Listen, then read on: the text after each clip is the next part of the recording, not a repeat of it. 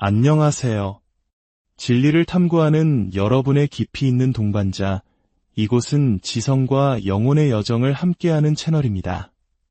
본격적인 이야기에 앞서 잠시 주님의 은총을 나누는 시간을 갖고자 합니다. 만약 오늘 우리의 이야기가 여러분의 마음에 작은 빛을 밝히거나 깊은 울림을 준다면 그 빛을 주변에도 나누어 주시길 부탁드립니다. 여러분의 좋아요와 구독은 저희가 이 귀한 사명을 계속 이어갈 수 있게 하는 소중한 격려가 됩니다. 진리를 찾는 모든 분들의 여정에 하느님의 축복이 함께하기를 기도하며 이제 오늘의 본론으로 들어가겠습니다. 오늘 우리는 매우 중요하고 어쩌면 조금은 마음을 무겁게 할 수도 있는 질문에 대해 이야기 나누고자 합니다. 적그리스도는 지금 이 시대에 살아 활동하고 있는가? 이 질문은 단순한 호기심이나 음모론이 아닙니다. 이것은 우리 신앙의 역사 속에서 성인들과 교황들이 깊이 고뇌했던 문제입니다. 시간을 거슬러 1903년으로 가보겠습니다. 당시 교황이셨던 성 비오 10세께서는 지극히 높으신 분이라는 제목의 해칙을 통해 당시 세상을 바라보시며 이렇게 경고하셨습니다. 배교가 마치 전염병처럼 온 세상에 퍼지고 있습니다. 그리고 더욱 충격적인 말씀을 덧붙이셨죠. 멸망의 아들이 이미 이 땅에 와 있을지도 모릅니다. 120여 년 전 교회의 최고 목자께서 이토록 심각한 우려를 표명하셨다면 과연 오늘날의 세상을 보신다면 무엇이라고 말씀하실까요? 이것이 우리가 오늘 여정을 시작하는 출발점입니다. 우리는 지금 시대의 징표들을 살펴봐야 합니다. 가장 먼저 눈에 띄는 것은 세계주의라는 거대한 흐름입니다. 국경의 의미가 희미해지고 전 세계가 하나의 시스템으로 묶이는 현상이죠. 이와 함께 등장한 것이 바로 디지털 신원증명과 중앙은행 디지털 화폐입니다. 상상해 보십시오. 만약 우리의 모든 금융거래, 모든 소비활동이 단 하나의 디지털 시스템을 통해서만 이루어지는 세상이 온다면 어떻게 될까요? 특정 표식이나 인증이 없으면 물건을 샀거나 팔 수 없는 세상. 과거에는 요한 묵시록에나 나올 법한 이야기였지만 오늘날 우리는 그 기술적 기반이 우리 눈앞에서 빠르게 구축되는 것을 목격하고 있습니다.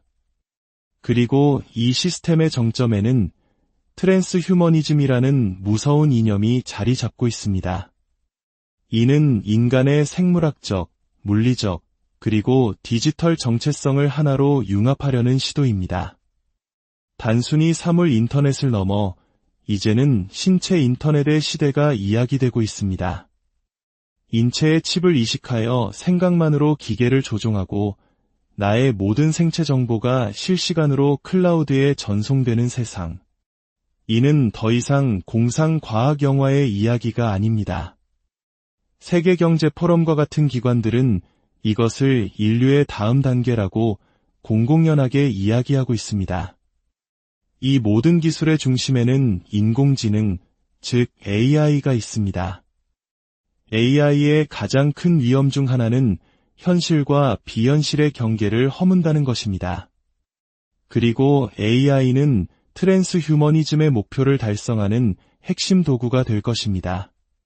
최근 바티칸 교황청에서도 인공지능에 관한 문헌을 통해 인공지능을 우상으로 숭배하게 될 위험성을 심각하게 경고한 바 있습니다. 놀랍게도 이 문헌은 요한 묵시록 13장을 인용하며 짐승의 형상에 대해 언급했습니다. 묵시록 13장을 보면 거짓 예언자가 짐승의 형상에 숨을 불어넣어 말하게 하고 그 형상에게 경배하지 않는 자들을 모두 죽이게 하는 장면이 나옵니다. 그리고 짐승의 표를 받지 않은 자는 아무것도 샀거나 팔 수 없게 만듭니다. 오늘날의 인공지능 기술은 예언을 현실로 만들 수 있는 잠재력을 가지고 있습니다.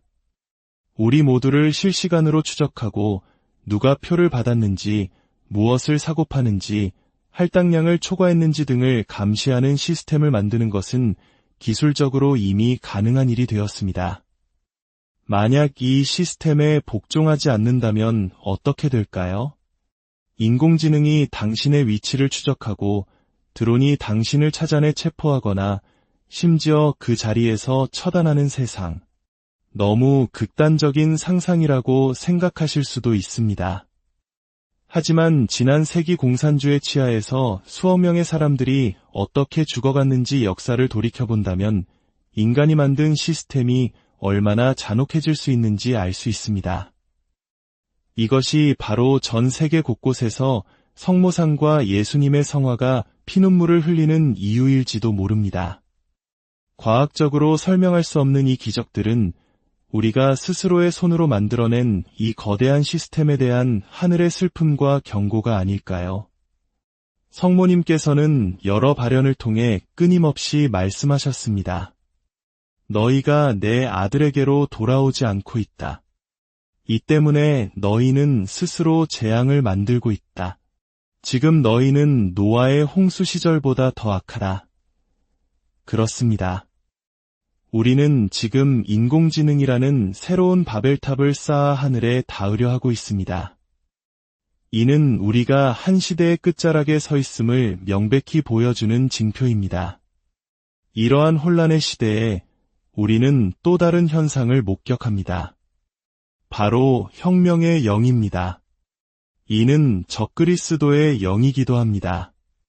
사회 곳곳에서 기존의 질서와 가치관이 무너지고 극단적인 이념들이 젊은이들의 마음을 사로잡고 있습니다. 하느님이 계셔야 할 마음의 공간에 거대한 진공이 생기자 그 자리를 마르크스주의와 같은 파괴적인 사상이 채우고 있는 것입니다.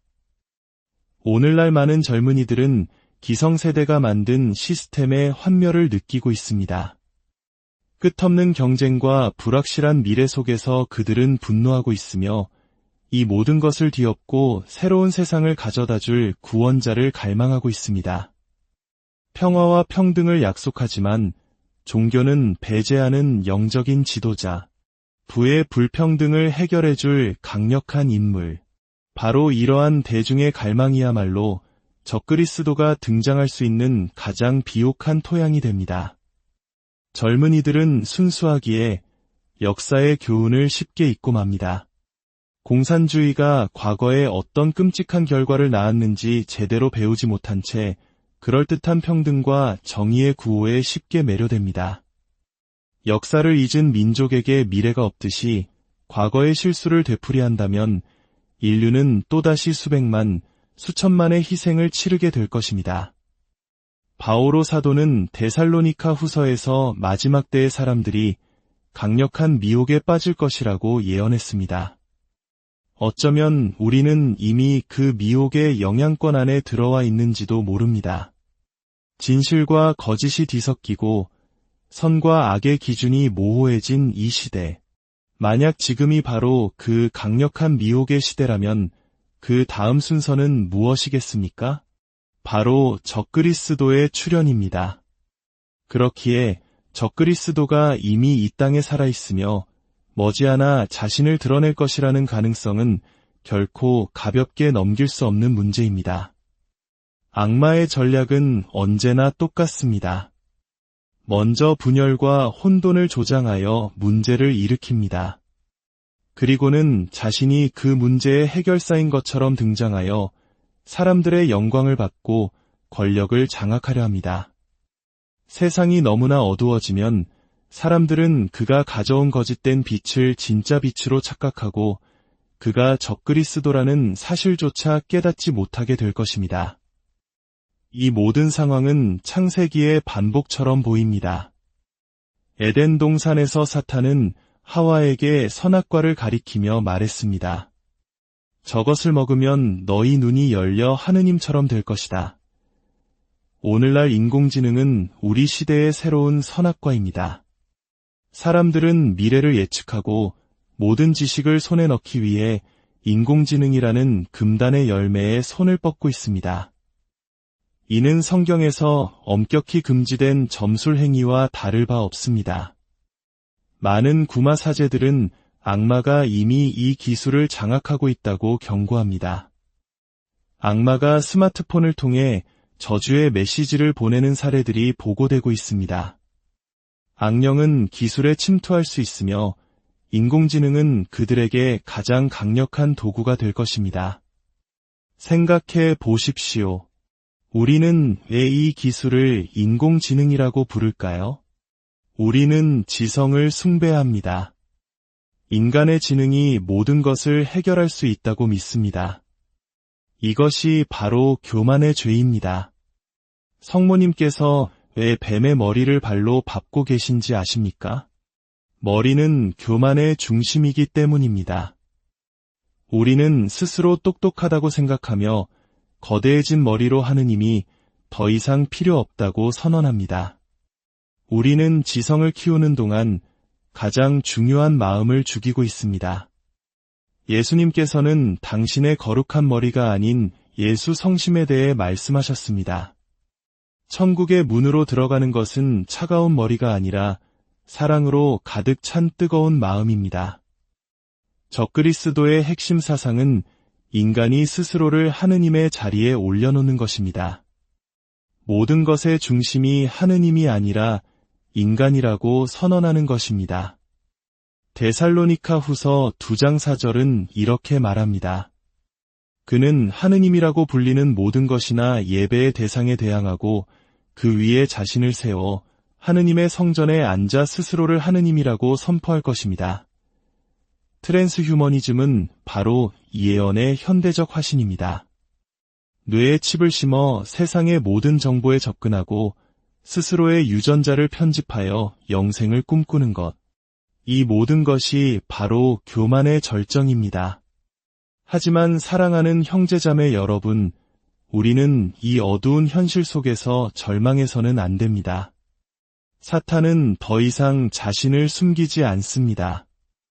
예수님께서 거짓의 아비요 처음부터 살인자라고 부르셨던 그의 정체가 노골적으로 드러나고 있습니다. 세상은 거대한 거짓말에 휩싸여 있습니다. 그러나 이 모든 것은 하느님의 계획 아래 있습니다. 때로는 하느님께서 왜 이 모든 파괴와 고통을 허락하시는지 이해하기 어려울 수 있습니다. 여기에 대한 답을 찾기 위해 한 가지 비유를 들어보겠습니다. 만약 당신이 사는 도시에 2분 30초 후에 핵미사일이 떨어진다는 경보가 울린다면 그 짧은 시간 동안 도시에서는 어떤 일이 일어날까요? 아마도 평생 무릎 꿇어본 적 없던 수많은 사람들이 무릎을 꿇고 울부짖으며 하느님을 찾을 것입니다. 오, 하느님, 제가 죄를 지었습니다. 저를 용서하소서. 하느님께서는 다가올 이 거대한 폭풍을 통해 평온한 시기보다 더 많은 영혼을 구원하실지도 모릅니다. 이 시련은 교회를 정화하고 우리를 더욱 순수하게 만들기 위한 과정입니다. 탕자가 모든 것을 잃고 굶주리게 되어서야 비로소 아버지의 집을 떠올렸던 것처럼 인류 또한 이 탕자의 시간을 통해 아버지께로 돌아오게 될 것입니다. 그때가 되면 교회의 앞자리는 스스로 의롭다고 여기는 우리들이 아니라 눈물로 회개하며 돌아온 죄인들, 매춘부와 주정뱅이, 마약 중독자들로 가득 찰 것입니다. 그리고 그것이야말로 진정으로 가슴 벅찬 광경이 될 것입니다. 사탄은 자신의 때가 얼마 남지 않았음을 알고 있습니다. 그래서 마지막 발악을 하고 있는 것입니다. 하지만 우리는 두려워할 필요가 없습니다. 2017년 성모님께서 말씀하셨듯이 내 티 없는 성심의 승리는 오고 있다고 하셨습니다. 하느님께서는 사탄을 이기기 위해 체스 게임을 하시는 것이 아닙니다. 그분은 어떻게 하면 당신 아들 예수님의 말씀, 즉 온유한 이들이 땅을 차지하리라는 약속을 이 땅에서 가장 완벽하게 실현할 것인지를 계획하고 계십니다. 그러므로 지금은 우리가 깨어 기도하며 거룩하게 자신을 준비해야 할 때입니다. 우리 각자가 어둠 속에서 작은 빛이 되어야 합니다. 두려워하지 마십시오. 주님께서는 이렇게 말씀하셨습니다. 평화가 너희와 함께. 세상이 너희를 힘들게 할 것이나 내가 세상을 이겼노라. 주님께서는 우리가 겪는 모든 시련 속에서 그것을 이겨낼 은총을 항상 함께 주십니다. 문제는 우리가 그 은총을 받아들일 준비가 되어 있느냐는 것입니다. 이제 우리 모두를 위해 기도합시다. 성부와 성자와 성령의 이름으로. 아멘. 주님, 지금 이 순간 이 말씀을 듣고 있는 모든 이들을 위해 기도합니다. 당신의 크신 은총을 이들에게 부어주소서. 특별히 두려움과 불안에 떨고 있는 이들을 위로하여 주소서. 예수님, 당신께서는 저희에게 흔들리지 말라고 하셨습니다. 당신께서 세상을 이기셨음을 저희는 믿습니다. 저희의 부족한 믿음을 도와주시고 저희가 세상의 어둠 속에서 당신의 빛을 비추는 용감한 증인이 되게 하소서. 사도들이 다락방에서 두려움에 떨고 있을 때 성령의 불로 그 두려움을 녹여주셨듯이 저희에게도 새로운 성령 강림을 허락하시어 저희가 담대하게 세상으로 나아가게 하소서. 오소서. 성령님, 저희와 온 교회 위에 오시어 이 땅의 얼굴을 새롭게 하소서. 우리 주 그리스도를 통하여 비나이다. 아멘. 성부와 성자와 성령의 이름으로. 아멘. 주님의 평화가 여러분과 항상 함께